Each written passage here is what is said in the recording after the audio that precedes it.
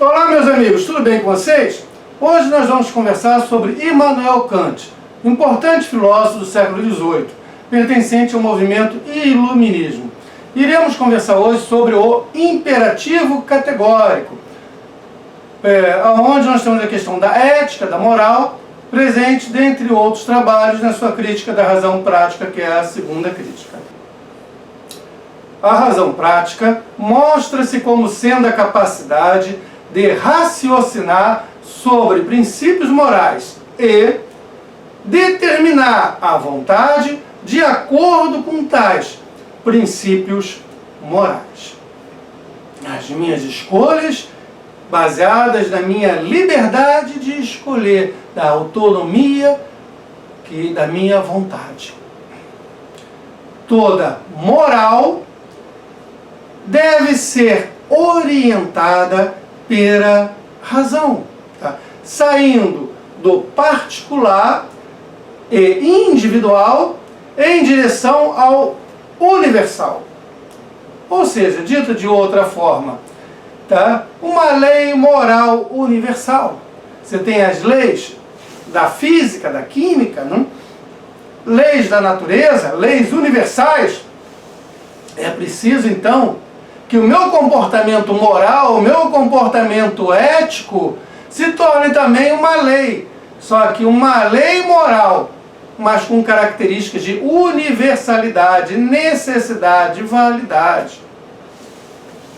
O imperativo categórico, formulado por Kant, pode ser apresentado de três modos distintos. Há três formulações possíveis para o imperativo categórico. O imperativo categórico é uma fórmula moral que busca a solução para questões práticas do dia a dia, das nossas relações sociais com outras pessoas e conosco mesmo. As três formulações se complementam mutuamente. Elas formam o eixo moral da filosofia de Kant. O conceito de imperativo categórico é um princípio ético, fundamental na obra de Immanuel Kant. O imperativo categórico é diferente, totalmente diferente do imperativo hipotético. Quando eu falo em imperativo hipotético, veja, se eu quiser, sou um aluno de uma escola, se eu quiser passar de ano, eu vou ter que estudar muito. Então, isso é hipotético. Se eu quiser uma vaga em um concurso público, eu vou ter, de fazer um curso específico para esse concurso e vou ter de estudar, meter as caras, imperativo, hipotético. Se eu não quiser passar fome, eu vou ter de comer. Se eu quiser ter uma vida saudável, eu vou ter de fazer exercícios físicos. Vou ter de me alimentar de acordo. Então veja, se então há uma condição, uma condicionalidade. Se eu não quiser ser multado, eu não vou avançar o sinal de trânsito. Então, isto é o imperativo hipotético, completamente diferente do imperativo categórico, porque não há uma condição. Aqui, no imperativo categórico, eu faço porque devo fazer, porque é meu dever de fazer. O imperativo categórico afirma a sua natureza incondicional e também universal. O imperativo categórico traz uma obrigação moral única e também universal. Se apresenta como um princípio ético, a lei, moral do dever. Pode ser formulado como aquilo que eu devo fazer, independente do que ocorra. É aquilo que eu devo fazer. Por que eu devo fazer? Porque é o correto, porque é o certo, porque é o moral, porque é o ético. É aquilo que eu devo fazer. Não porque eu vou receber algo em troca, que vai me beneficiar. Não porque eu vou ter prazer. Não porque eu vou deixar de ter dor, sofrimento. Não. Eu posso ter a dor, posso ter o sofrimento, mas vou fazer assim mesmo, porque é minha obrigação moral de fazer. Eu posso ter prazer ou não ter prazer, mas eu vou fazer, porque é minha obrigação moral de o fazer. Os três modos, tá, de formular este princípio se complementam mutuamente. Um não exclui o outro, não. Eles estão juntos. E eu vou explicar um a um agora. Mas, antes de começar, eu quero o teu comentário, quero ler teu comentário. Deixa o teu comentário aí no vídeo. E caso não seja inscrito, se inscreve no canal. Filosofia e temas afins. Temos várias playlists. Já passa de 300 vídeos no canal sobre filosofia. Um verdadeiro curso de filosofia. Gratuito. Mas vamos lá. Nós primeiro temos a fórmula da universalização, sabe? É universal, é necessário, é válido para todos. Então, essa fórmula da universalização, como se fosse uma lei universal da física, sabe? A lei da queda dos corpos, você solta uma coisa aqui e ela vai cair, tá? Então, veja, eu posso formular assim: age no sentido do teu comportamento, no teu agir, não? Age de tal modo que a máxima da tua ação possa se tornar uma lei universal da natureza. Ou seja, faça o que você quiser, tá? Nas suas relações com a sua namorada, com o seu namorado, com seus amigos, no trabalho, no dia a dia, mas de tal modo que a forma como você estiver agindo, todo mundo deva agir igual. E que todo mundo vá agir igual. Ou seja, é uma lei universal. E não pode ser contraditório. Veja, eu vou mentir, beleza. Por que você mente? Por que o mentiroso mente? Porque as pessoas acreditam na mentira. Por que as pessoas acreditam na mentira? Porque as pessoas pensam que a regra é dizer a verdade. Já que a regra é dizer a verdade, eu vou acreditar que você, mentiroso, está dizendo a verdade. Então você me engana. É o caso do cara que aplica um golpe. Sabe, um 71? Aquele que vai te enganar, que vai te aplicar um golpe, que vai te levar na lábia para tirar recursos financeiros teus. Então, um 71, o golpista, ele só existe porque você acredita nele. E você acredita nele porque a regra é a verdade. Se a regra fosse a mentira, então veja, ele está agindo como se fosse uma lei universal da natureza. Então todo mundo tem que mentir. Porque ele mente, então todos vão mentir. Olha, se ele está mentindo, mas eu também minto, eu sei que ele está mentindo, porque todo mundo mente, então eu não vou acreditar nele. Tá, porque eu também minto, ele está mentindo. Eu sei que ele está mentindo. Então ele não vai me enganar. Ele não vai me enganar, não vai me aplicar o golpe. Ele não quer isto. Ele quer mentir, mas como uma exceção. Ou seja, ele mente, ele é o golpista, mas você não. Você é um otário, tá? Você não é um golpista, você não mente. Na cabeça dele, não. Você tem que acreditar na verdade dele. Então ele não deseja, em hipótese alguma, que a mentira se transforme numa lei universal da natureza. Porque se isso ocorresse, ia ser contraditório com o que ele está fazendo. Ia negar o seu próprio comportamento, que não teria mais utilidade alguma mentira dele. Entendeu, gente? O cara que rouba, ele rouba de você porque ele quer o seu bem para ele. Agora ele tem a posse, mas ele não quer que o outro roube dele. Porque se fosse uma lei universal da natureza roubar, então ele roubava de você, mas o outro roubava dele. Ele não quer isso. Ele não vai aceitar que o outro roube dele. Ele só quer roubar de você. Ele é exceção. Então veja que o comportamento não é ético. Racionalmente você vê que o comportamento dele não é ético. Porque não pode se aplicar a todos. Porque a própria pessoa que assim se comporta não quer, não deseja que todos se comportem da forma como ela se comporta. Tá? Então esta pessoa não deseja que o seu comportamento se transforme numa lei universal da natureza. Tá? Então não é ético. Então, fórmula da universalização. Tem vários modos de você formular isso, tá? Existem 3 modos mais comuns, eu ponho no texto que você vai encontrar no nosso blog. Tá? Em linhas gerais, age de tal modo que a máxima da tua ação possa se tornar uma lei universal da natureza. Ou seja, que todos, obrigatória, inexoravelmente, vão agir da mesma forma que você. É isso que você quer? Vai funcionar? Não, você não quer isso. Se é isso que você quer, se vai funcionar, então é ético. Se não é, tá? Então você sabe que não é ético. sua razão te diz, isso que eu estou fazendo é errado, eticamente errado.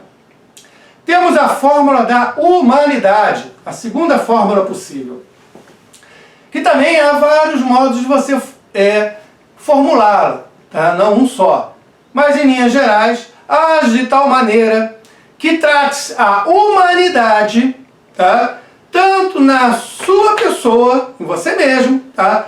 Como na pessoa de qualquer outro, tá? É sempre como um fim e nunca como um meio. Você não vai namorar o fulano, porque o fulano vai te abrir as portas para um bom emprego. Isso é interesse, não é interesse? Você sabe que é errado, não sabe? Então você não vai mentir, tá? Porque você vai ter vantagens com aquilo que você está fazendo. Você não vai tratar as pessoas, seja elas quais forem, inclusive você mesmo, como um meio para você obter alguma vantagem. Não. As pessoas, inclusive você e qualquer outra pessoa, não é um meio, não podem ser um meio para você atingir um fim.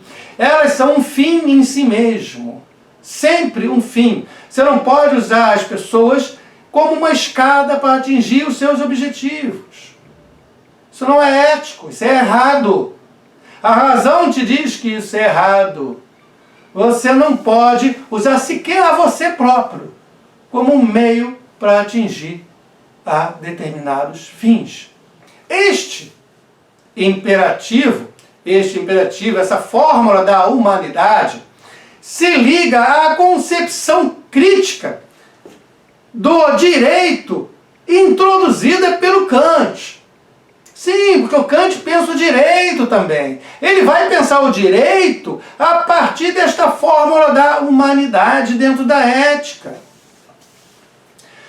Pode-se deduzir o princípio geral do direito como sendo, age, seu comportamento, não, externamente, de tal maneira que o livre uso da tua vontade, das tuas escolhas, possa coexistir com a liberdade de cada um, segundo uma lei geral, uma lei escrita, uma lei convencionada em sociedade.